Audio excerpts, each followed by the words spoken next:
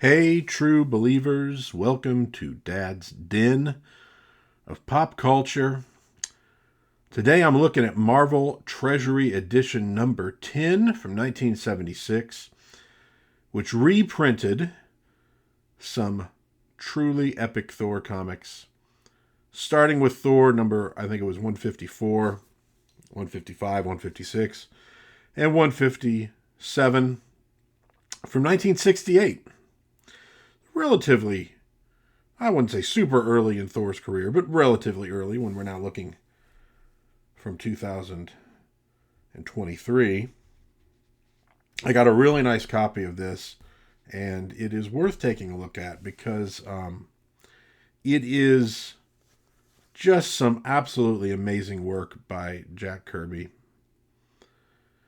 You know, Thor has probably had two really spectacular runs, in my opinion. This is just for me. Well, not just me, a few other people out there. And that would be, of course, Kirby's run and Walt Simonson's. I think Simonson probably did the best to capture that same kind of flavor that Jack Kirby gave the book, the grandeur, the epic scale, and such. And his Simonson's art works really well with Kirby characters. He's also done some really great work with the New Gods from DC, which are also obviously Kirby characters. He's got a style that doesn't ape Kirby, but it hits the same kind of feel. Any rate, so we're looking at the Hammer and the Holocaust, one of Thor's most epic adventures, and a deluxe limited edition.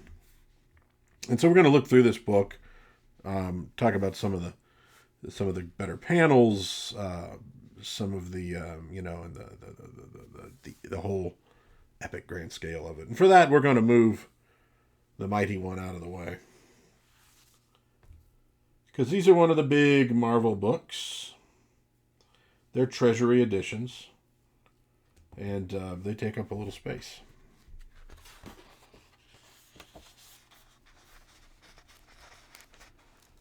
To wake the Mangog.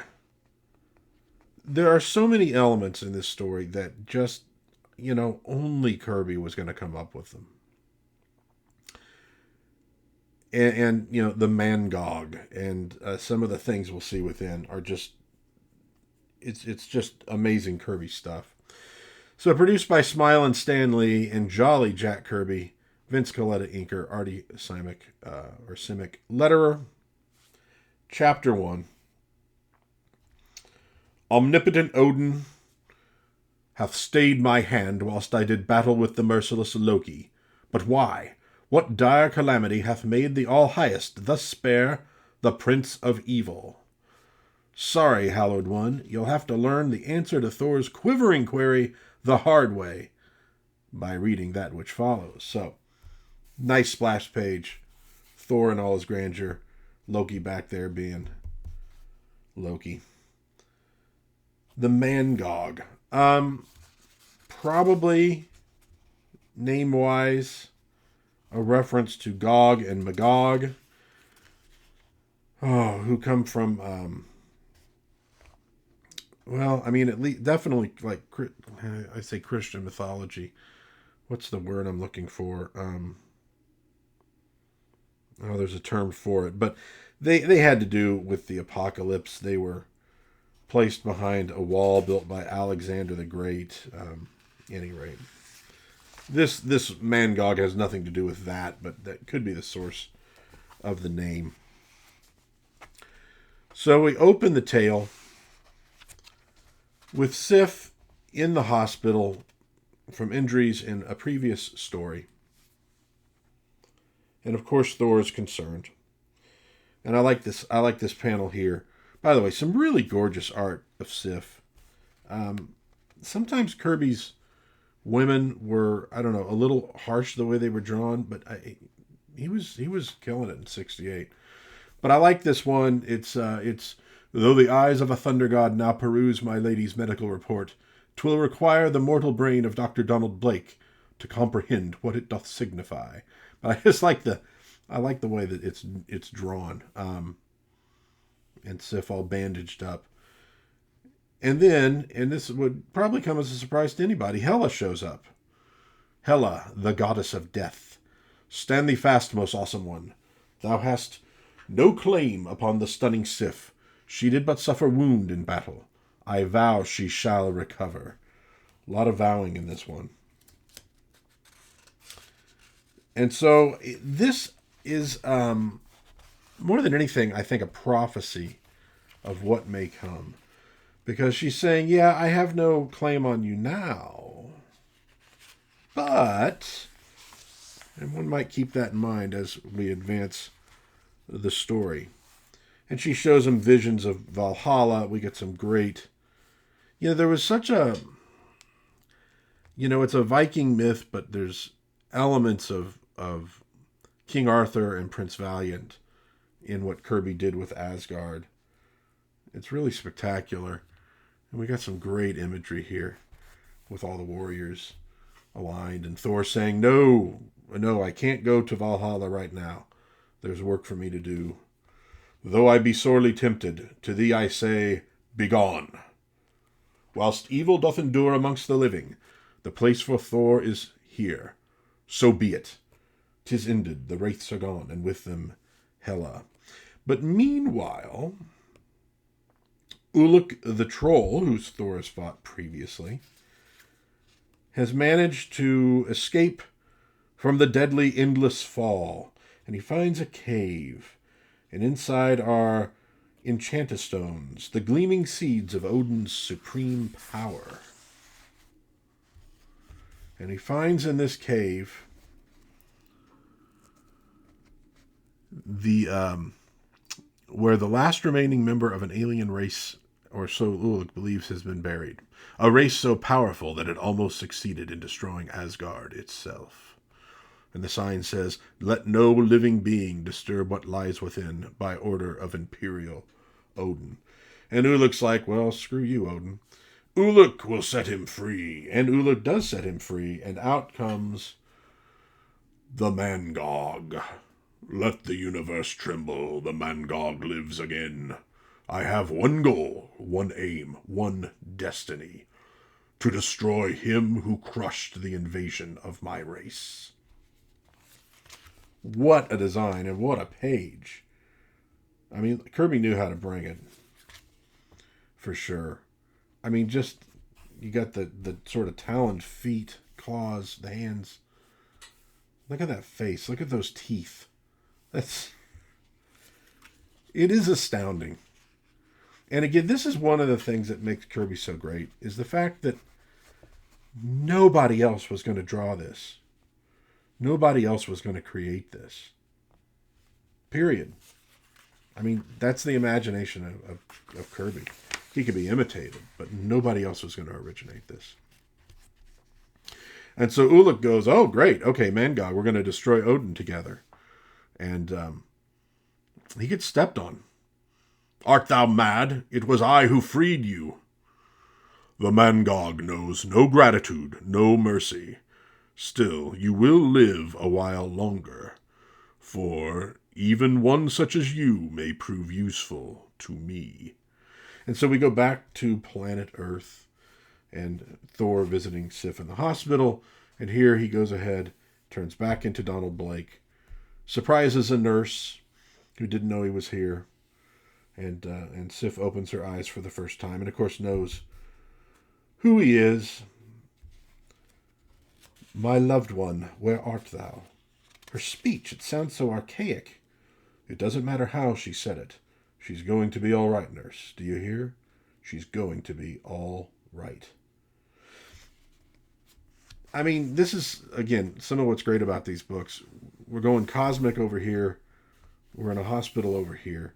It all flows together and it all works. It grounds the character. It's one of the great things Marvel did. You know, maybe more so than DC early on. Was making the characters, you know, human as well as super heroic.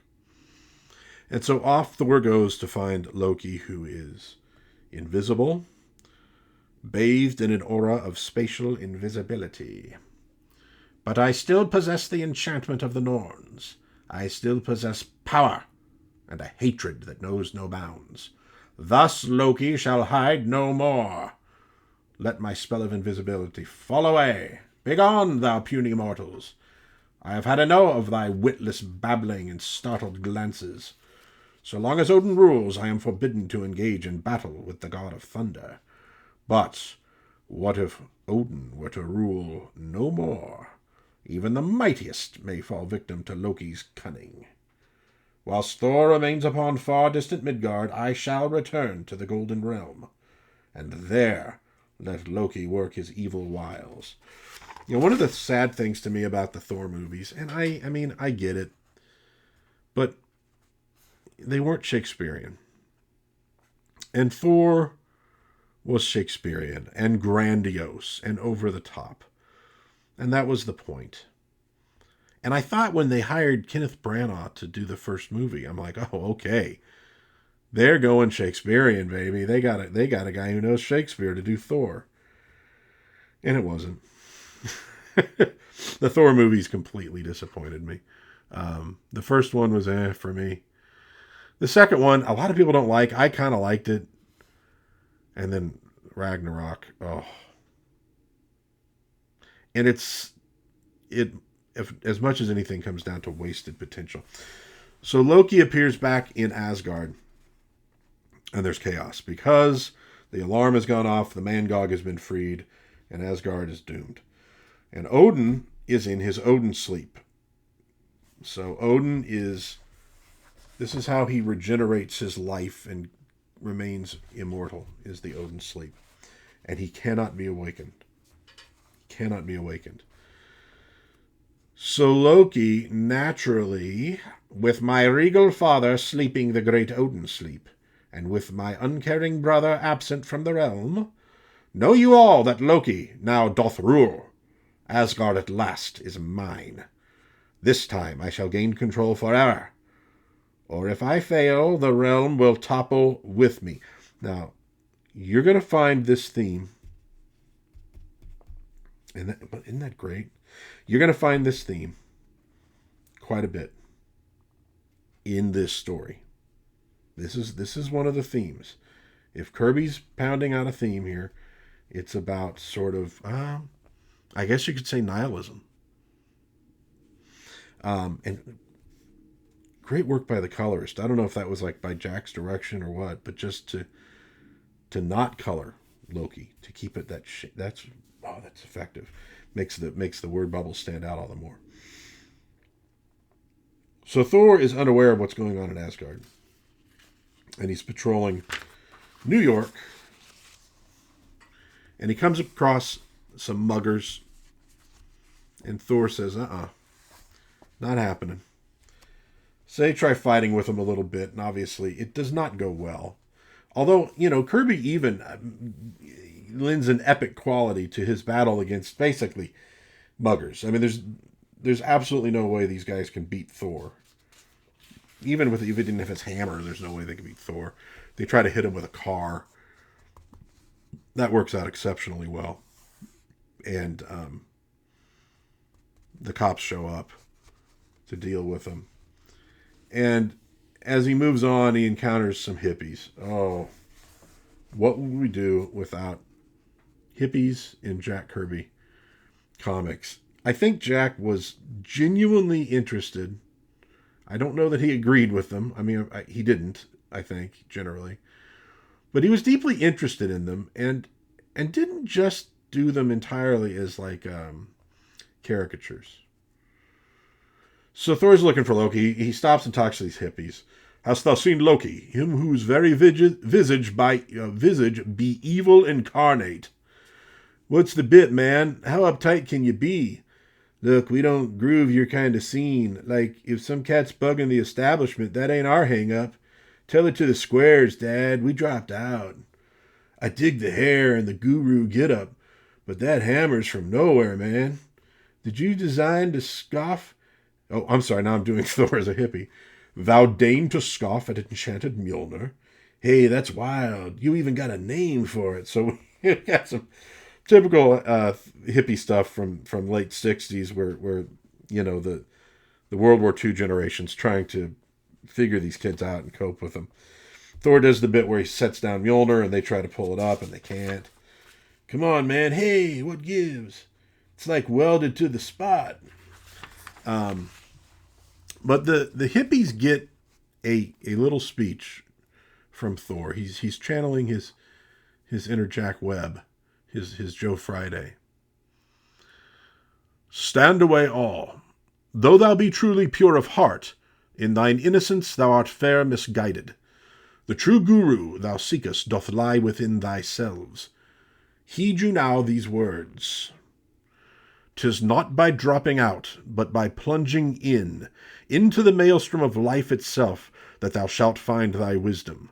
There be causes to espouse, there be battles to be won, there be glory and grandeur all about thee, if thou wilt but see. Aye, there be time enow for thee to disavow thy heritage. Yea, thou mayest drop out for e'er, once Hela herself hath come for thee. But so long as life endures, thou must live it to the full, else thou be unworthy of the title man. Verily they have eyes, but seeth not. When life doth seem too much to bear, 'tis not the time to renounce the struggle. The ostrich hides, the jackal flees, but man and God do persevere. So, hey man, Kirby is laying down some wisdom, because, Thor ain't wrong. But that was the thing, man. Tune in, tune in, turn on, drop out. That was the thing. And this is Thor basically saying, yeah, screw that. That's wrong. We now flash over to Balder and Karnilla, the Queen of the Norns. And this is we're gonna get the same basic theme here, because she loves Balder, although not with a pure true love, more a desire, a lust, a need to own and control.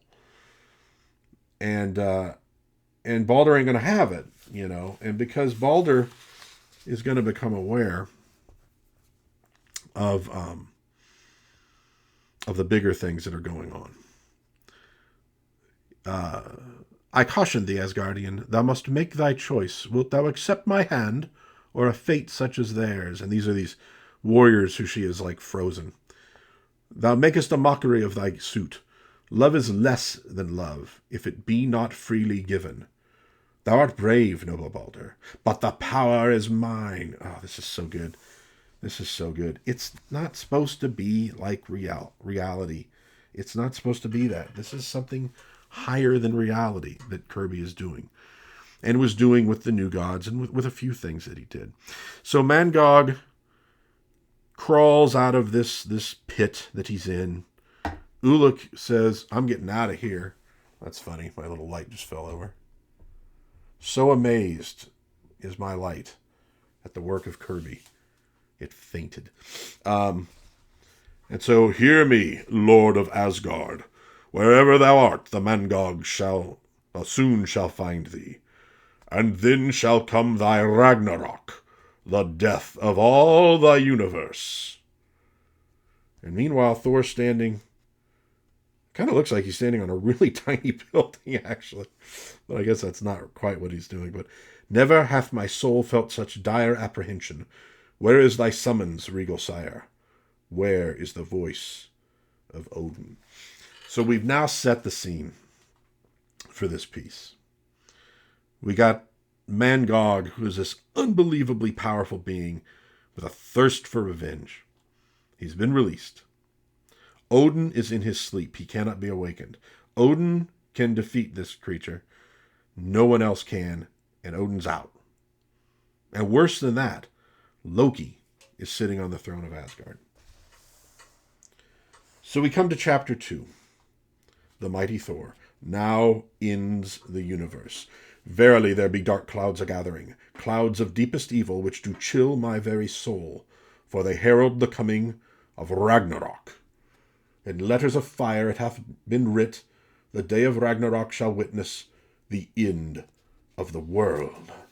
Great splash page. Immortalized by Smilin' Stanley and Jolly Jack Kirby. Embellishment Vince Coletta. Lettering Artie Simek. Okay. So Thor is aware there's something wrong, but he doesn't know what exactly, but he feels Ragnarok is a-coming. And so he appears back in the hospital to gather the Lady Sif. Thou hast seen the omens, thou hast heard the silent call. Thus we may tarry here no longer. The time is come. Whatever awaits us, Sif shall face it with thee, like Asgardians. Have we lived, so shall we die. And so the nurse is amazed. He sends her out.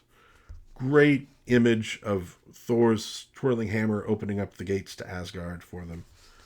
And they do appear, Sif now in her armor. Now stand we on the Rainbow Bridge, my lord, the eternal road to Asgard. Aye, and let us pray that all do thus assemble. Meanwhile, Balder is still dealing with Karnilla. She has set these frozen warriors who rejected her as well. They are under her spell. She set them against Balder, and Balder will not give up. The Golden Realm doth call her sons, and Balder shall give answer. Basically, he at that point, he's almost not even completely rejecting her. He's kind of like, there's something going on in Asgard. I sort of need to be there. And we moved now once more far away. Beyond the reach of fabled Asgard, the awesome danger is perceived, even as far as the world of the alien colonizers, 1,000 galaxies away. Our ionic probe scopes are detecting deadly pulsations from the other end of the universe. Pulsations so powerful that they can only mean the end of all life is near at hand. We must dispatch the robotic recorder. Only he can enter the forbidden black galaxy. Perhaps 'tis there the menace lies. And so this robotic recorder, who has appeared before, goes into that. He visits Ego, the living planet, who can provide no clue as to what is happening. So he's going to go look elsewhere. This is just perfect Kirby robotic man, the white eyes, the gleam on the metal. So the recorder is going to enter into this. Another amazing page. The Warriors 3 fighting in, it looks like a bar or something, more or less. Having a good old time. Back, ye whimpering, whining sons of Satan. Back before the matchless mace of Hogun, called the Grim. No need for mere weapon hath valorous Volstagg. With mountainous girth alone do I topple yon babbling bumpkins. Have at thee, witness knaves. Didst think to match the savage skill of Fandral the Dashing? Great intro to these guys. Look at this. How would that be as a poster? You could hang that on your wall. And it's really just a panel when you get down to it. I mean, it's a single thing. And so Loki appears to them, and he says, I'm going to send you out to fight Mangog. Because Loki sure ain't going. And they know they're not going to be able to defeat Mangog. And yet they go. The Volstagg's not too thrilled about it. They mount their horses and off they go to fight a losing battle. And now Thor appears behind Loki, who's really just, Loki's in command. Loki's on the throne. That's all he's really worried about. Thor is worried about Asgard. Loki is worried about Loki. The throne is mine. The scepter is mine. Death to him who opposes me. Evil one, what profiteth a man to keep his throne if he shall lose a universe? Getting a little biblical there. But that's one of the great things about Kirby's work on here, is that it borrows from different mythologies and beliefs, and it's trying to find the root of them. So Mangog is tromping into Asgard. He meets some giant storm giants, and in one blow fells them. And he tears apart an outpost with his bare hands. Behold the might of Mangog. You know, and all these guys are scattered around. And they're fighting him, and they're losing badly. And we get a little bit of the background here. At the accursed command of Odin, my entire race was eternally destroyed for daring to invade the realm of Asgard. But before they fell, they created mighty Mangog, and I shall grant them vengeance, the most awesome vengeance the world has ever known. And then these guys employ the Odinian force arrow. There be no other weapon to stop one such as he. So be it. Let the arrow be launched. Shoom, and essentially it's like a guided missile. And they shatter a mountain and collapse it on top of Mangog. Asgard is saved. The Mangog lives no more. And that's the end of the story. No, that's not the end of the story. For he smashes out of it. 'Tis the Mangog, still he lives. Puny Asgardians. No, now know you this. Nothing can halt thy nemesis. When Odin vanquished those who spawned me, he sealed the fate of a universe as well. For Mangog shall reach the palace imperial, and there will I unsheath the Odin sword itself. Kirby's ability to just create mythology in a monthly comic is unbelievable. When my race was dying, they took the limitless strength of all the billions whom Odin had doomed, and they found a way to store that matchless power within one living being. Thus in all the universe there is but one who possesses the unimaginable might of a billion beings, one whom they named Mangog. Truly we be undone. Look at that. Again, he is bringing in these single-page images, one after another, and they rock. Look at these dudes down here, and just holding this massive stone above his head as he gives his soliloquy. So Thor goes and visits Odin. Obviously cannot awaken him. He knows this, but he just wants to visit him before he goes off into battle. And it's a battle that Thor knows he is going almost certainly to lose. He will probably die, but he has to do it. And Sif wants to go with him. But I say thee nay, my lady. Where goes the god of thunder, there must he go alone. Whilst our noble liege lies sleeping, here shalt thou remain, ever constant, ever vigilant. But what of thee, my prince? Where thou goest, Sif wouldst go, and if thou perish, then let me share thy fate.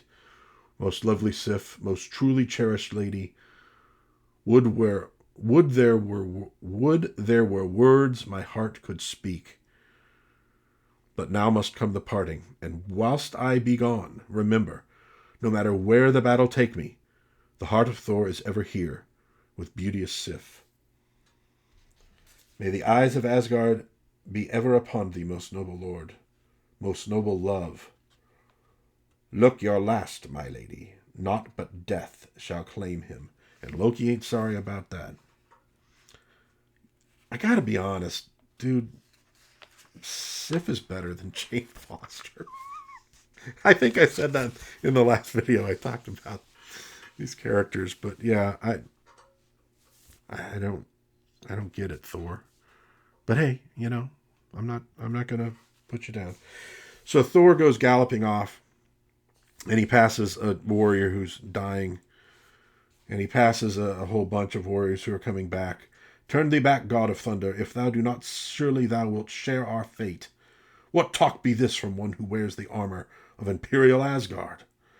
There be no foe we would not face for thee, but Mangog is far more than foe. Truly he be living death. Mangog is supreme. Warrior, heed our words. Thou know not what lies before thee. I only know it lives, therefore I must not fear it. Finally, the Thunder God encounters the remnants of a once proud Asgardian strike force. Surely no single being could have caused such untold carnage. If such be evidence of Mangog's might, then who can forestall Ragnarok? And then he comes across this little prison that's been created for the Warriors 3 by Mangog. And behind him comes Mangog himself. Not so, Asgardian. 'Tis Mangog who hath found the accursed son of Odin.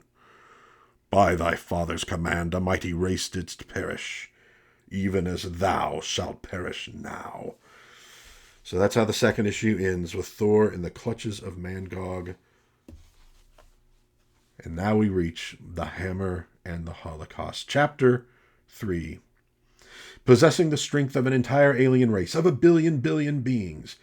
The indescribable, these little bits I always want to, in my head, I always hear in the voice of Stan Lee, like when he would open the Hulk cartoon, I think, and the Spider-Man and His Amazing Friends, And if I could do a really good Stan Lee impression, I would do it there, because it's just, it's very Stan Lee-ish. The indescribable Mangog has sworn to avenge the death of his murderous forebears by destroying the entire universe. Now here, again, we're hitting the theme of nihilism. And if that's not enough to shake you up, forget it. Mangog, I have found thee at last. Nay, son of Odin, 'tis I who have found thee. And now, prepare to die. They don't mess around, do they? It's another great splash page. Thor in the grips of this creature.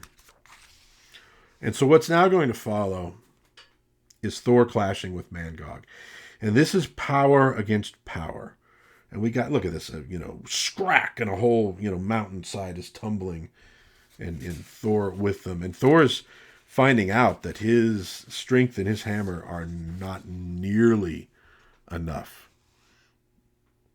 And the Warriors 3 give Thor a couple minutes by insulting the Mangog, who sets them free. And Volstag's not real thrilled, but Hogun and Fandral are battling as best they can against this creature that way outmatches them. And meanwhile, in the glittering throne room of omnipotent Odin, the evil Loki learns how heavy the head that wears the crown. My lord, our armies have been put to rout by the indescribable power of Mangog. Throughout the realm naught is seen but death and carnage. Whilst Odin slumbers, 'tis thou who must lead us. All in good time, all in good time. Did not the god of thunder speed to battle? We shall wait till I know for certain that my brother is dead. But by then it may be too late. Speak no more. Loki wearies of such matters. So, typical Loki, he's only interested in himself. He doesn't give a damn about Asgard other than what he can get out of it. And he really wants to just see his brother dead. And so remnants of his elite guard show up, and they're letting him know, I mean, this is the end, man. Like, this is the end. We can't beat this guy. Thor calls up a massive wind, a tornado, a cyclone. And it strikes Mangog.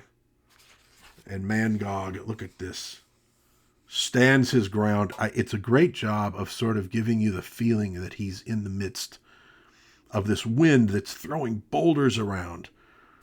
Look at that. No wind, no storm can fell me, for I am Mangog, and the power of a billion beings is mine. Thy limbs are weary, thy strength is spent, and the chill wind of fear doth travel across thine heart. There's another good bit by Thor. It is a lot of speeches and soliloquies. That's the feel of this, and it works. There's a reason Shakespeare plays are still put on to this day. I, unspeakable one, fear is no stranger to the son of Odin. Only a fool hath never known fear. But the gallant fight on, and so dost Thor. Taste thou then a bolt of purest lightning. And look at, just, engulfed. He's drowning in this power. But he stands his ground, and Mjolnir is just churning out this power. And it says, then, as the monstrous Mangog walks slowly through the seething blasts, the very soil beneath his feet grows hotter and hotter until 'tis done. The ground hath erupted like a living volcano, and trapped within yon lethal pyre stands Mangog. Now must I flee, ere the land be ravaged by the deed just done. For in the wake of such power unleashed must come the unthinkable Holocaust. So Thor leaps behind. He's Warriors 3, come with me. He flies. They're all holding on. Why didn't we get that in the movie? So Thor's getting, basically falling back to see what's happened. Meanwhile, at that very instant, on the fabled Rainbow Bridge to Asgard, we find a stranger doth approach, the like of which mine eyes have ne'er beheld. Halt and be recognized, or face the steel of Heimdall, he who guards the gates. Vent not your wrath upon my person, for I come as friend from a far, far distant world. Speak then, let the words of thy lips stay the fury of my blade. So the recorder has appeared in Asgard and asked to be shown to Thor, and so he goes, and Heimdall muses, whilst the shadow of Ragnarok o'erhangs us all, Heimdall tends his post. But if Mangog be not halted, I fear 'tis all in vain. So Mangog is now in the midst of this molten lake that he just pops out of, and he grabs a hunk of it, and with bare hand hurls it like a meteor towards where we stand. He throws it at Thor. Fazoom! Got this explosion. And they're going, oh, look at Fandral. By my troth, in all the universe no power can equal his. If such be the foe we face, then Ragnarok is now upon us. Comrades, take heart. Thor says thee nay. Not once in those movies I watched could Thor say, I say thee nay. Not once. They couldn't bring themselves to do it. If you don't embrace the insanity that is comic books, you ought not be making a comic book movie. Stay out of it. If you're embarrassed by it, if it is beneath you, then go do something else, because that should have been in at least one freaking movie. The closest they got was in that Ultron one, where they're essentially making fun of it. Screw you, Marvel. Cinematic universe. Sorry, I'm bitter. I love Thor. So he's giving the speech, and he brings down a blinding rain and this deluge. So Thor's bringing in all the power he has to command. He can't do it with brute force. He's tried wind. He's tried lightning, kind of like fire. He's now trying water, the floods. And nothing is stopping this being. Although he's held him off a little bit here and there. And meanwhile, Balder continues to fight. Karnilla, well, here we go. This is hitting on the theme.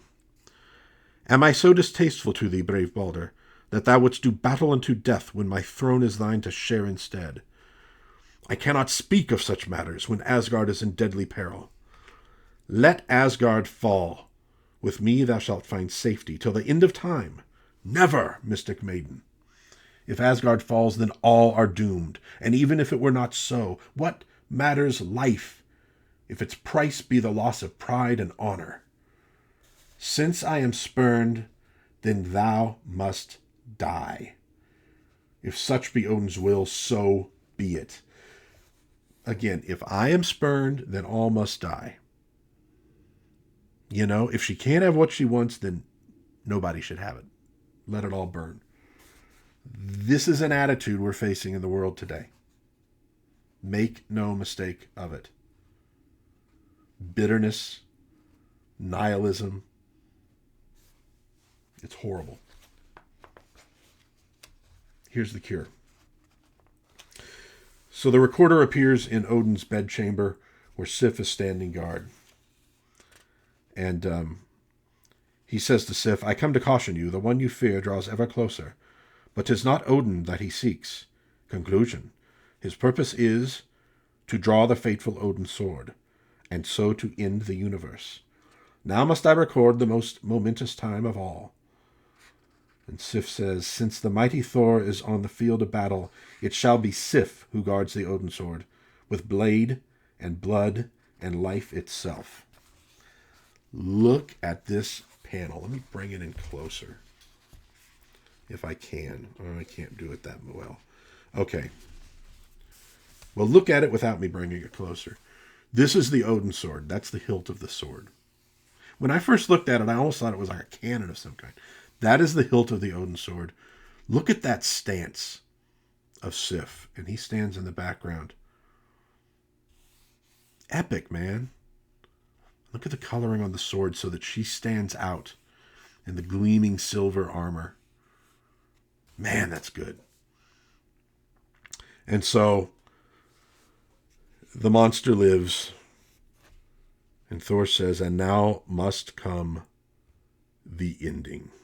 And indeed, now must come the ending, because we are in chapter 4.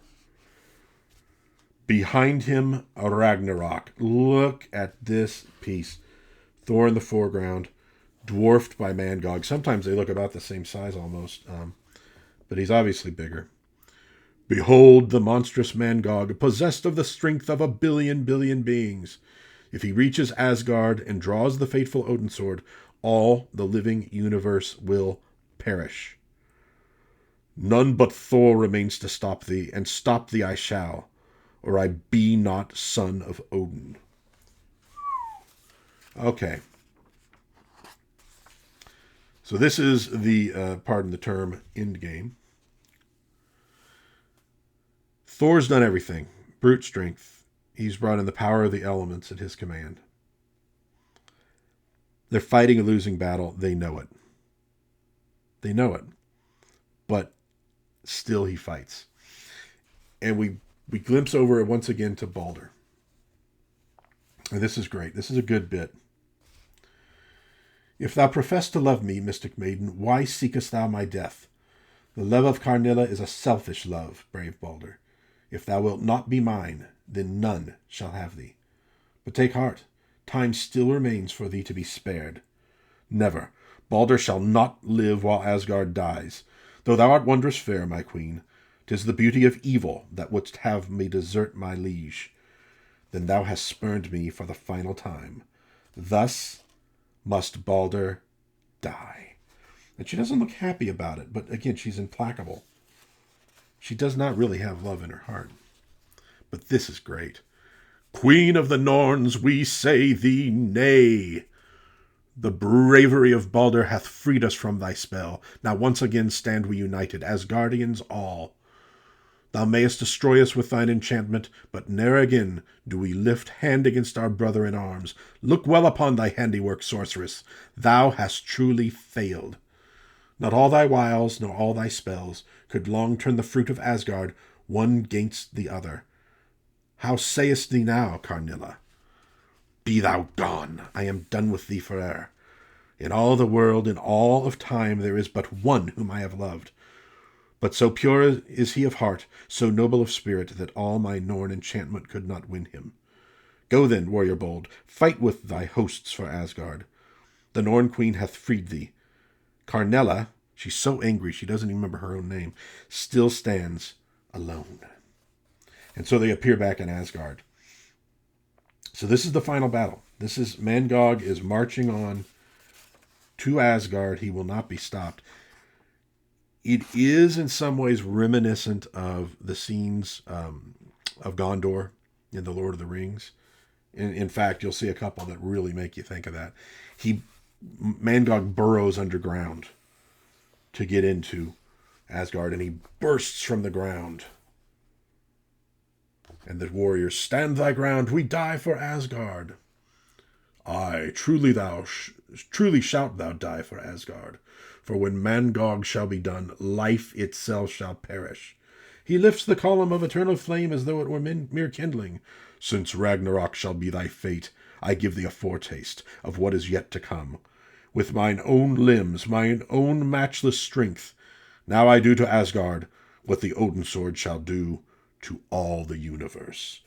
Boom! The end hath come, now falls the realm. Ragnarok is upon us this day, we die. So he's a force of nature. Now look at this. Is this not like friggin' Gandalf? Leading the riders of Rohan? For Asgard, for the realm eternal. It's Balder leading one last charge against Mangog, who leaps into the fray. And look at that. Here's Mangog, and you got the weapons pointed at him, and then boom! A power that few can even comprehend, and none can hope to equal. Look at that. Just like that, he breaks the charge, and Thor appears and lands on his back, and they're fighting, and you know, man, they're desperate. They're desperate. They're doing everything they can to hold this being back. And none of it works. And they let off the, behold, the cosmic bolt is yonder unleashed. They fire this mystic, magic, scientific, whatever bolt. He doth not waver. Then Asgard hath failed. The realm is doomed. Yet more than Asgard is now at stake. The world entire bids fair to die, unless the Odin sword be saved. Thor mounts up. And Loki's getting his comeuppance. Though they fought with valor, our legions have been bested. Mangog still draws closer. Thou shouldst have heeded the warning of thine oracle. The cause is lost, we are undone. Be thou silent, servitor. Failure is not for Loki.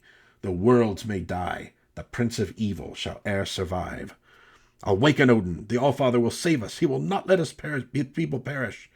Nay, he sleeps the sleep of life. None may end his royal slumber, save he himself. Then all that remains is flight. Hold, my lord. Thou art sovereign now. What of thine hapless subjects? What care I for them? Loki alone must live. And that's when Thor appears. Loki's probably thinking, oh, of course. I was acting like a complete jerk, and you have to show up. And Thor basically tells him off. And he goes to the Odin sword. This is it. This is the final stand. The recorder looks on. Thor and Sif stand before the Odin sword, stand before the destruction of the universe. We are one sword, one mind, one cause, one fate, for now and always. Great speech from Sif. Look at Mangog. The Odin sword, I see it at last. And boom, bash, crash. They can't stand against him. But Thor says the end is not yet nigh. As he starts to unsheath the Odin sword, and now begins the ultimate end. Already the cosmic shockwaves start to form, but Thor has not yet yielded. Though all seems lost, he battles on. He shouts defiance to death itself. No, he does not battle in vain. Behind the agony there is method. Behind the pain, a plan. He calls upon his own powers of the storm, powers which gather in mounting fury. So he's already tried the storm. What is he doing? What is the plan? His purpose now is clear. Only the omnipotent power of Odin, merged with that of the thunder god, may yet halt Ragnarok. And only a storm such as this, which Thor has created, can cause the Lord of Asgard to safely awaken from the fateful Odin sleep. Recorder, thou speakest true. Now from his sleep hath the All-Father woke. Now here stands Odin, power scepter in hand. Mangog, I bid thee halt. A ray of power strikes me. My limbs are frozen. I cannot move. So here's the point where the story could honestly be ruined. Oh, it's the Deus Ex Machina, right? Almost truly, right? We're talking about gods here. At the last second, Odin shows up, and Odin's going to be able to just destroy. No, Kirby does better than that. Now hear the words of Odin. Ages ago, in my wisdom supreme, I didst put thy race entire beneath an Odin spell. Odin spell, I love it. And now by decree imperial, I break thy spell. A massive energy rising from me as I grow weaker, weaker. Mangog, thou wert never strong. 'Twas all an imagery, 'twas all illusion. Thou wert but a living prison, in which thy race was jailed. But now I end the sentence. As Mangog fades away, his race shall live again. Feel no remorse, my son, the victory is thine. 'Twas not a foe thou battled, but Odin's spell in living form. and thou faced it like a god. But now behold, the ending comes in view. A race entire hath done its penance, and so a billion beings shall live again, to dwell in peace forever. Such is Odin's judgment, such is Odin's will. Thus by all let it be known, I have spoken. Wow. The cure to nihilism isn't more killing. Odin ends the threat of the destruction of everything with life and with mercy. All right. The penance is over. I release you from this prison. Go, dwell in peace. This race of tyrants, this race that their vengeance would have destroyed everything. It's mercy. Then Ragnarok shall not fall this day. The sword is sheathed, the danger gone, and the realm endures. So be it. My lady lives, she who is fairest of the fair, bravest of the brave, gentlest of the gentle. She who holds the heart of Thor, she lives. My lord, if die we must, let it be with thine arms around me. 'Tis not our doom we face, fair Sift, the best is yet to be. The sword is sheathed, the battle is done. Still stand we all triumphant, so shall we ever, with faith, our bulwark true. And so it ends, and so the fruit of Asgard, the brave, the strong, the valiant, pay homage once again to him whose cause they serve, whose name they honor, whose glory they share. All hail to lordly Odin and the realm eternal. Dum spiro spero. And we end with the cover gallery of the original books.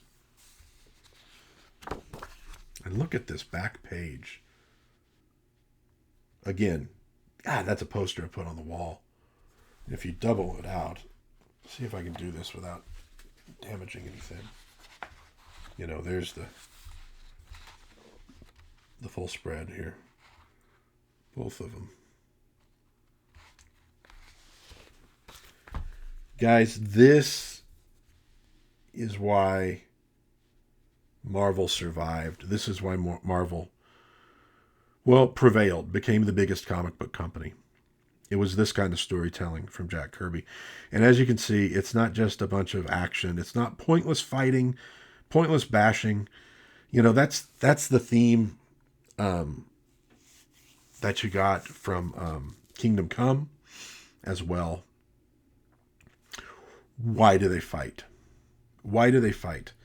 Some fight to just destroy everything. Right? And some fight to preserve. And I love the ending to this because it says it all. It is ultimately with mercy that Odin ends the threat. It's not just like, oh, here's Odin, who's even more powerful and violent than Thor. No. It's with wisdom and mercy and justice, to some degree, that Odin ends the threat to Asgard and to the universe. This is peak storytelling. Go seek it out. Read the whole thing yourself. Yes, it's grandiose beyond belief. That's how it was written, and that's how it should have been written. Because of the subject matter. But it's absolutely beautiful. I am so happy I got this. I'd been wanting it for a while and found it finally at a remarkably good price. And I thought I was going to get a copy that was probably trashed. And it's pretty good. Pretty good shape on this thing. But read this. And it's a cure to a lot of what ails us in the modern world. And, you know, the problems that we're facing now, Jack Kirby faced himself back in the day. It's love versus hate, bitterness versus joy, gratitude, and it's it's encapsulated here. Some deep themes and some heroic themes. That will do it for Dad's Den today. The Mighty Thor, the Hammer, and the Holocaust. The story of Mangog. Unbelievably good. Folks, if you enjoyed this video, thank you very much. If you could give it a like, maybe think of subscribing to the channel, maybe share with some friends who might want to see this. Hey, maybe share it with some kids who have never read this kind of stuff and just want to, maybe they need this kind of good story to bring them out of this funk that they're in. I'd love it if you do that. That'd be great. In the meantime, God bless everyone out there. Please be kind to one another, because Thor says so. And try to have some fun out there. There's a lot of good in the world. Don't forget that. And I'll see you next time in Dad's Den of Pop Culture.